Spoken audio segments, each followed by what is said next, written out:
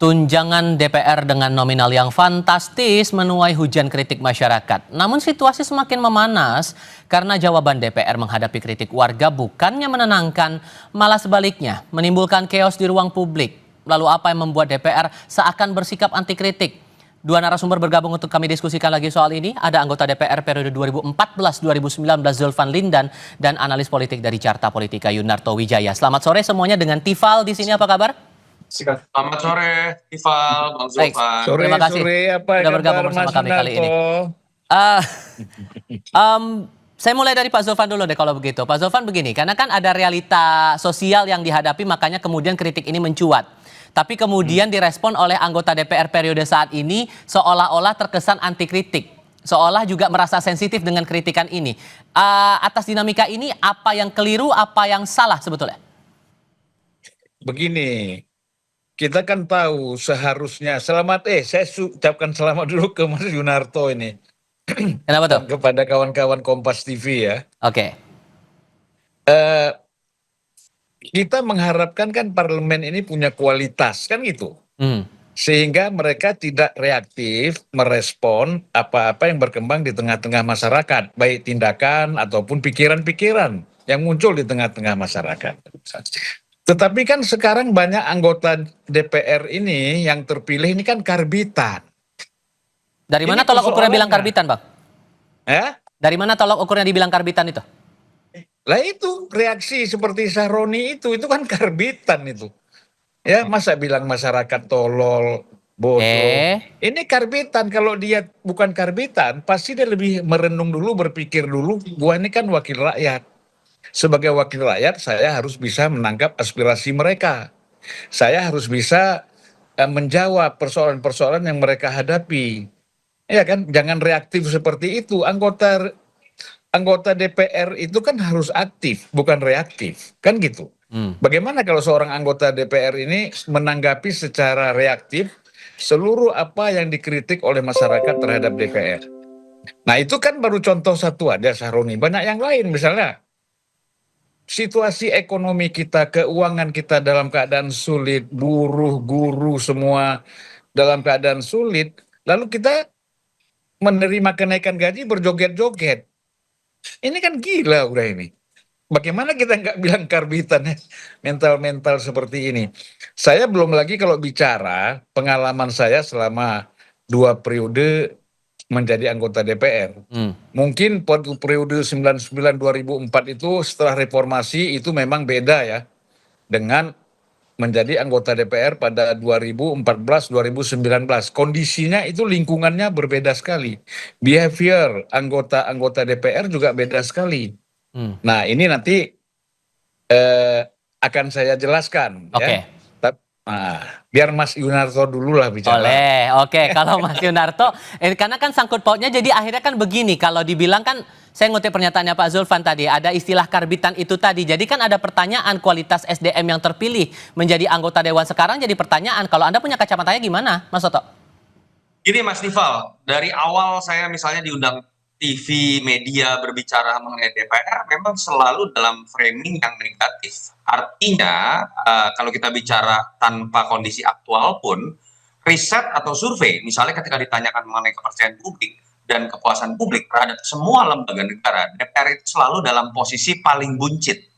Sehingga artinya apa sih, kalau puluhan tahun terjadi seperti ini, ada problem yang sifatnya sistemik yang didiamkan, dibiarkan dan dinikmati. Oleh siapa? Oleh kelembagaan DPR-nya sendiri, oleh undang-undang yang mungkin memang membolehkan, atau oleh rumah dari anggota DPR, artinya partai.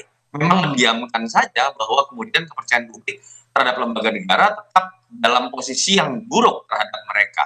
Yang kedua ditambah dengan kondisi aktual yang tadi sedikit Bang Zulfan sudah sebutkan ya, bahwa tidak terasanya kerja dari anggota DPR ini sekarang juga bertemu dengan situasi aktual yang membuat masyarakat semakin marah. Apa sih misalnya ketika kita berbicara mengenai banyak sekali perdebatan mengenai kok banyak sekali variabel pajak yang akan dinaikkan oleh pemerintah. Artinya makin mencekik dan membuat masyarakat mengikat pinggangnya. Di satu sisi kok ada yang tidak masuk akal tunjangan buat rumah 50 juta per bulan.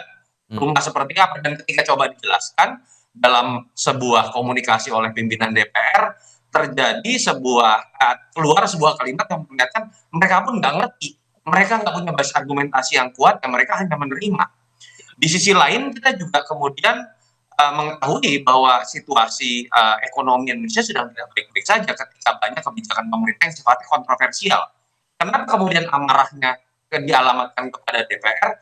Karena memang dalam sistem bernegara yang benar, satu-satunya penyaluran yang bisa dilakukan oleh masyarakat ketika tidak puas, ketika keberatan, ketika putus asa dengan kebijakan pemerintah, ya DPR. Tapi kalau Nah, kemudian ada problemnya pandangan, adalah ada kritik terhadap DPR sendiri, kemudian DPR-nya reaktif, berarti apa yang salah kalau gitu?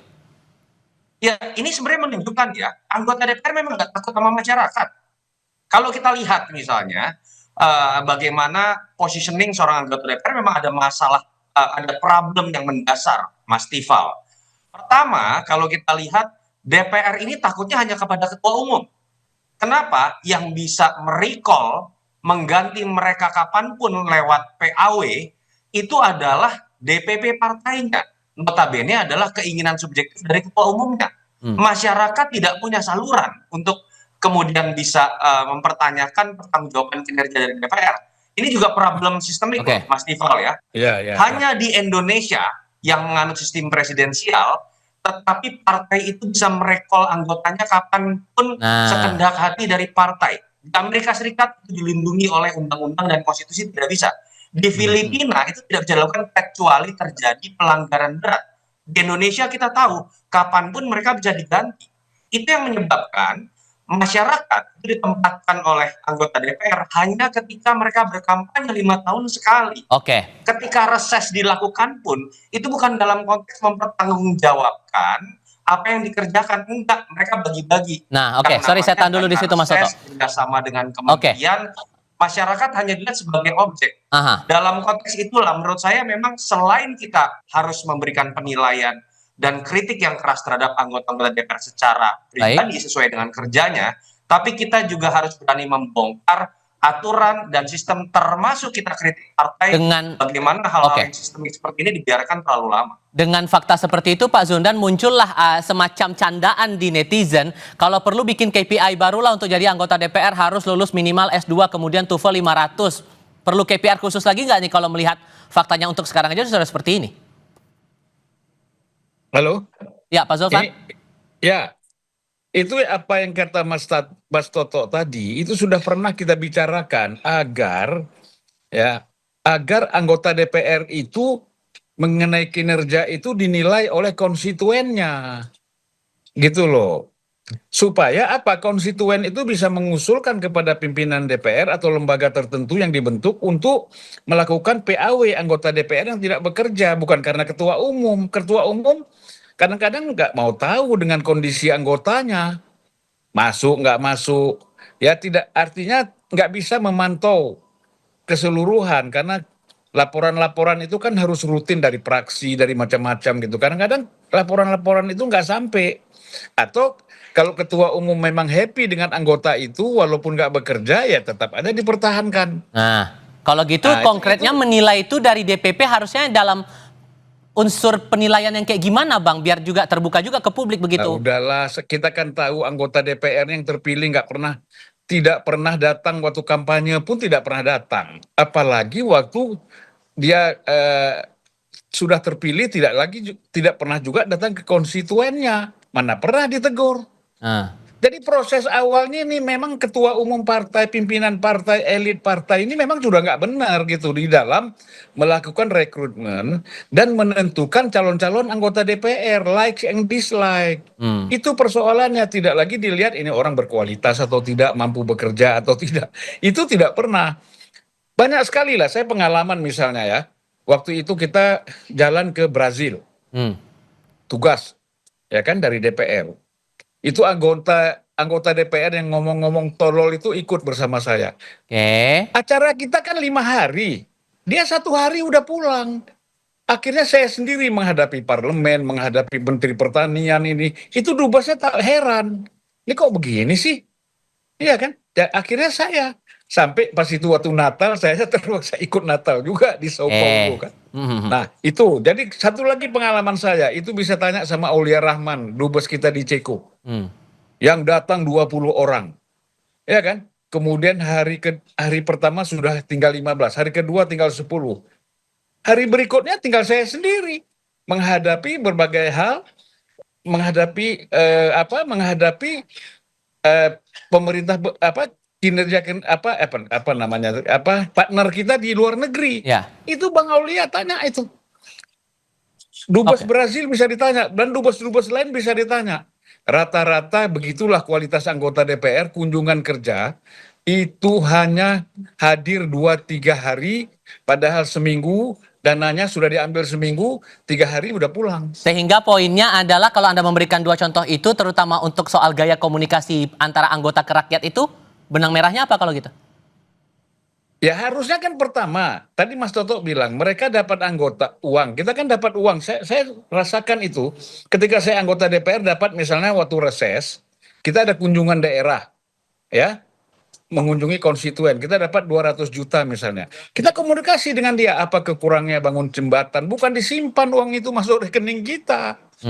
Gitu loh. Nah ini kan banyak anggota DPR waktu dia berkomunikasi dengan masyarakat, dia harus menangkap aspirasi masyarakat. Mereka nggak datang ke konstituen. Kalaupun datang ke daerah itu, kongko-kongko aja di hotel-hotel. Nanti pasang spanduk. Nah, seolah-olah mereka sudah ketemu rakyat, ya kan? Dialog segala macam. Tapi nggak lakukan. Nah, ini kan bisa ditanya.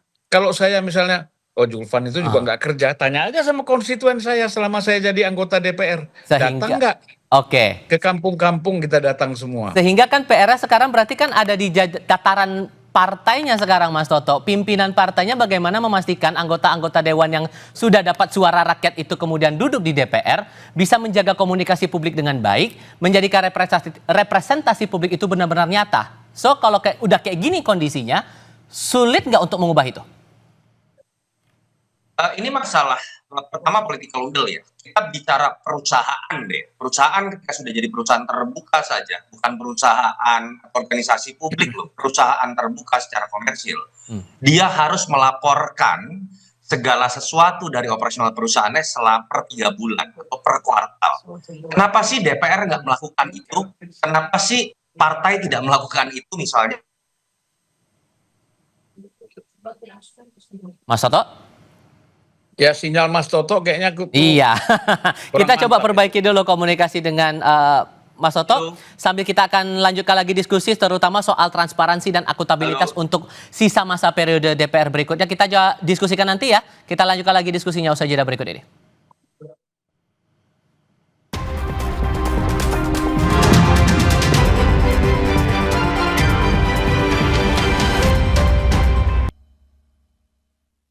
Anda untuk melihat pantauan terbaru dari udara pasca unjuk rasa di Kompleks Parlemen Senayan Jakarta yang meluas hingga bawah tol dalam kota. Visual ini menunjukkan kerumunan massa masih berada di sekitar area pejompongan dan tampak polisi berupaya untuk membubarkan mereka sehingga bisa keluar dari area sekitar DPR beberapa saat yang lalu. Terlihat gas air mata juga masih dilontarkan untuk membubarkan para pengunjuk rasa dan hingga sore ini kericuhan masih terjadi di sekitar kawasan DPR MPR. Ini titik di kawasan Pejompongan dan belum bisa diketahui akan berapa lama memakan waktu pembubaran terhadap massa ini. Di sebelah kiri layar Anda terlihat ini juga beririsan dengan jalur rel kereta dan sedikit banyaknya sudah terimbas juga terhadap perjalanan kereta komuter. Ini sudah masuk jam pulang kerja, akan berdampak juga ke banyak pengguna komuter yang akan pulang setelah beraktivitas di kawasan Jakarta. Anda yang akan beraktivitas pulang kerja saat ini di kawasan Jakarta perlu berhati-hati untuk jalur-jalur yang terkonsentrasi bagi massa berkumpul di tengah upaya polisi atau petugas membubarkan massa pengunjuk rasa dan juga dampak lain terutama aktivitas transportasi umum baik itu untuk KRL, kereta komuter maupun juga bus Transjakarta yang sedikit banyaknya sudah diumumkan melalui kanal media sosial masing-masing dari penyedia jasa angkutan umum ini. Kita akan coba lanjutkan lagi diskusi kami bersama dengan dua narasumber, mantan anggota DPR RI Zulfan Lindan dan juga Yunarto Wijaya dari Carta Politika. Saya mau coba pastikan dulu Mas Toto, suara saya terdengar jelas ya? Terdengar, Mas Ival? Oke. Saya tadi, sorry. Oke, sekarang saya coba mau bicara soal transparansi, karena kan ini juga yang jadi PR sebetulnya membuat akhirnya kegaduhan semacam ini memuncak, bahkan sampai sekarang masih terus terlihat demonstrasi di berbagai daerah. Transparansi itu ada contoh yang sempat disampaikan juga di Parlemen Inggris, itu gaji dari anggota dewan itu dipublikasikan secara transparan, itu uang dari mana terpakai berapa saja. Apakah menurut Anda, Bang Zulfan, itu memungkinkan bisa dilakukan di parlemen kita atau malah akan sulit direalisasikan? Ya sangat mungkin. Saya kira kan memang secara periodik itu kan kita harus melaporkan LHKPN ke KPK. Tetapi kebanyakan anggota itu kan melaporkannya setahun sekali kan. Nah harusnya kan itu dipantau terus. Jadi kan paling tidak kalau 6 bulan sekali kan nggak ada orang naik anggarannya tunjangan 6 bulan sekali kan. Kalau setahun kan pasti ada. Tetapi kan harus tetap dilaporkan. Dan transparansi itu menurut saya sangat penting. Apa sih salahnya? Gaji pokok kita sekian, kita dapat ini, dapat itu, kan sampaikan aja. Gitu loh. Nah jadi kita bisa lebih hebat daripada parlemen Inggris kalau memang mentalnya diperbaiki gitu loh. Cuman Jadi kalau dengan fakta seperti ini, masalah pandangan bahwa ada tunjangan yang dirasa tidak masuk akal atau tunjangan dinaikkan ini tidak perlu tapi malah kesannya reaktif seperti ini, rasanya bakal sulit nggak sih untuk kemudian ada transparansi atas gaji para anggota dewan ini menurut Anda? begini, masalahnya kan pendapatan DPR itu banyak ya. Anda tahu kenapa orang berebut-rebut menjadi badan kerjasama antar parlemen itu? Karena itu keluar negeri itunya bisa berkali-kali setahun itu. Dan sekali keluar dia 15.000 US, 14.000 US, mungkin juga ada yang 20.000 US. Keluarnya berapa? Bawa pulangnya berapa? Nah, itu kan harus transparan juga. Tapi kan itu tidak pernah dipersoalkan oleh pimpinan partai, oleh institusi DPR-nya sendiri. Masyarakat nggak tahu itu, gitu loh. Yang mereka kadang-kadang berangkat cuma sampai airport, kemudian bisa saja dikembalikan ya, Oke. diurus oleh travelnya, macam-macam. Pendapatan DPR itu banyak sekali. Oke. Ini 50 juta ini kan kalau kita bilang kan hanya yang termanifestasi di tengah-tengah masyarakat. Selain itu kan banyak.